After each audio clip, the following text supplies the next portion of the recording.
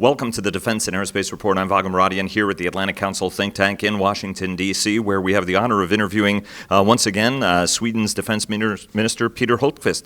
Sir, thanks very much for taking some time with us. No, thank you so much. Pleasure to meet you.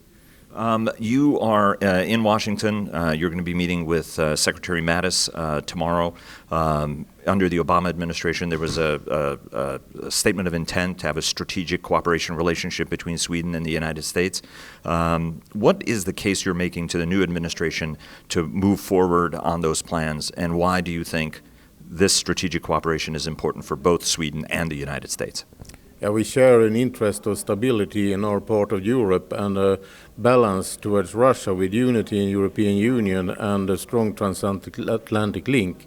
This is strategic for all of us, and what we are going to discuss is interoperability, exercises, material, research and international operations.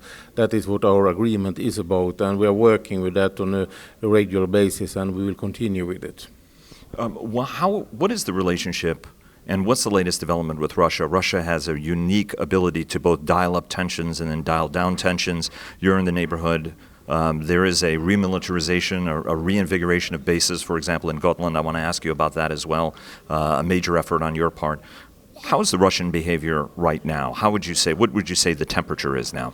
Yeah, it's not easy to say, but what we can see is upgrading of military capability in many years now, exercises on a higher level, more complex exercises, and also that they have a logistic organization that works.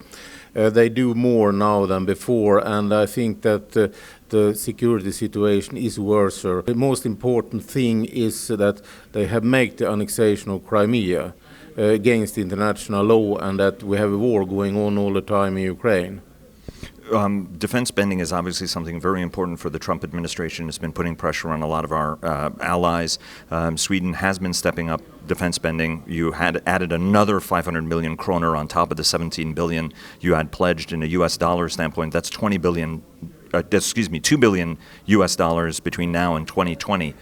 Talk to us a little bit about how much more defense spending we're expecting, because you and I, as we've talked over the years, you've made it abundantly clear that Sweden is starting from a much, much lower level than you would like in order to build up these capabilities. Talk to us about how much more upside there is on defense spending for you to have the defense capability you think Sweden needs.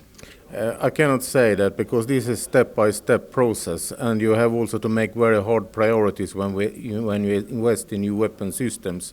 But we need to upgrade our capabilities with exercises in all our units, with new weapon system, like we must renew our air defense system with new missile systems. We have invested now in a new generation of JAS Gripen jet fighters.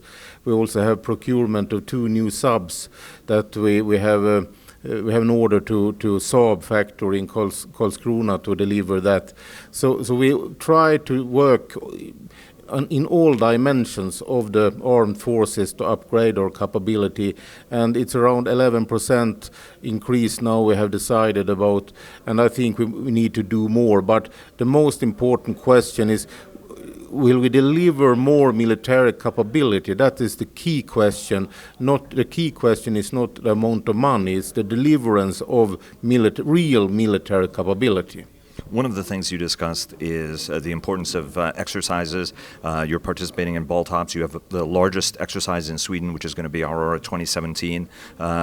You and the Supreme Commander, General Michael Muradian, wrote an article just last week where you laid out both the importance of the exercise, but also discussed strategic communications. What drove you guys to write that article to deliver this message to the Swedish people and internationally?